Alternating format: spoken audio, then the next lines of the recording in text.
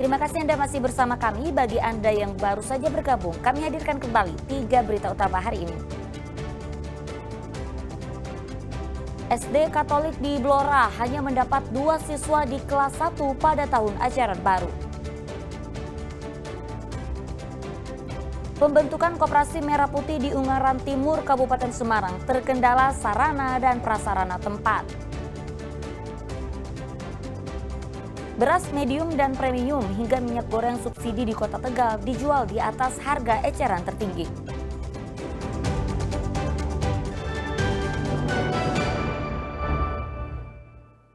Ya, Dinas Perindustrian dan Perdagangan Jawa Tengah memastikan stok beras yang ada di pasar tradisional di wilayahnya aman. Hingga kini belum ditemukan adanya beras oplosan.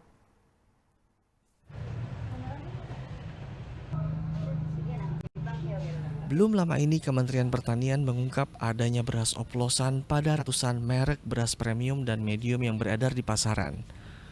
Dari ratusan merek tersebut, beberapa diantaranya telah beredar di wilayah Jawa Tengah. Menanggapi isu tersebut, Dinas Perindustrian dan Perdagangan Disperindak Jawa Tengah angkat bicara. Mereka memastikan hingga saat ini belum ditemukan adanya beras oplosan di pasar tradisional di Jawa Tengah.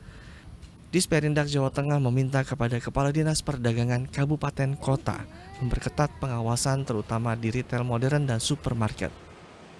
Kita konfirmasi ke teman-teman itu tidak ada, belum ditemukan. Mungkin itu kan kita lakukan pantauan di pasar-pasar. Nggak tahu kalau itu di luar pasar tersebut. Setiap Jumat kami melakukan pra-TPD. Jadi kami ingin melihat tren perkembangan dari kebutuhan bahan pokok itu. Berarti merespon hal ini juga memperketat pengawasan ya Pak di kabupaten kota ya Pak? Ya. Terkait kemungkinan adanya peredaran beras oplosan seperti di supermarket dan toko retail lainnya, Disperindak Jawa Tengah akan mengerahkan tim untuk memantau kelayakan beras yang akan dijual kepada konsumen. Ali Mustakfirin melaporkan dari Kota Semarang. Ya, meski Dinas Perindustrian dan Perdagangan Jawa Tengah menjamin tak ada beras premium oplosan, agen beras di Kota Semarang menyebut ada peralihan pembelian jenis beras. Warga yang biasanya membeli beras premium jadi memilih beras medium.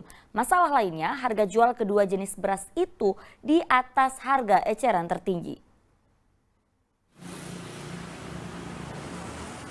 Agen beras di Sampangan, Kota Semarang ini tengah kebingungan lantaran harga beras sedang mahal-mahalnya. Terpantau harga beras medium dijual Rp13.500 per kilogram di atas harga eceran tertinggi Rp12.500 per kilogram. Kenaikan ini berdampak pada berkurangnya penjualan beras yang cukup signifikan. Oh, ini beras tingginya enggak karuan Mas. Ini dulu itu 310 itu sudah medium sudah bagus, sekarang itu sudah 330-an. Ya. Jadi kalau ecerannya itu dulu bisa 12,5, sekarang itu 13,5. Sebelum ada kenaikan aja pembeli sudah berkurang, apalagi kayak gini.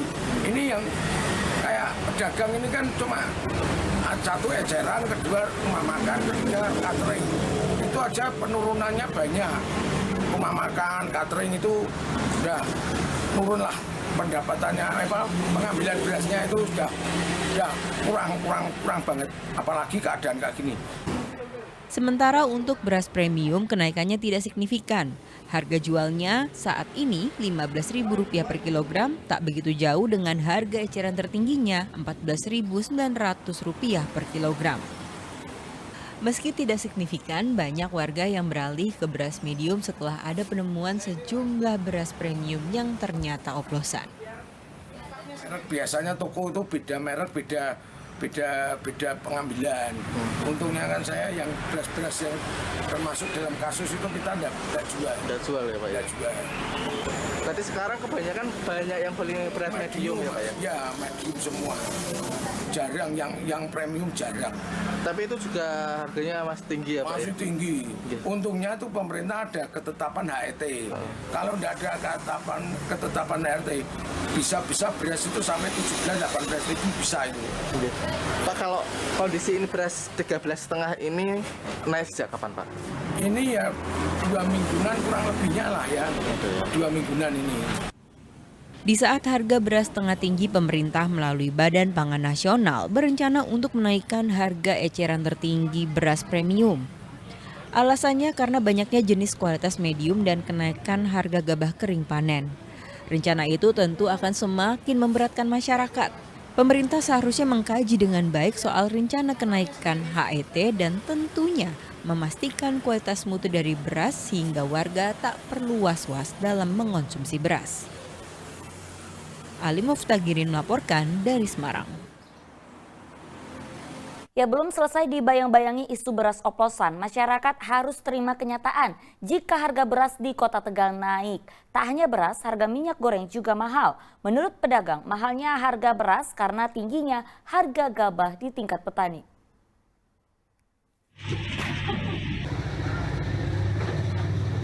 Harga beras premium baik kemasan maupun eceran di pasar pagi Kota Tegal naik secara bertahap.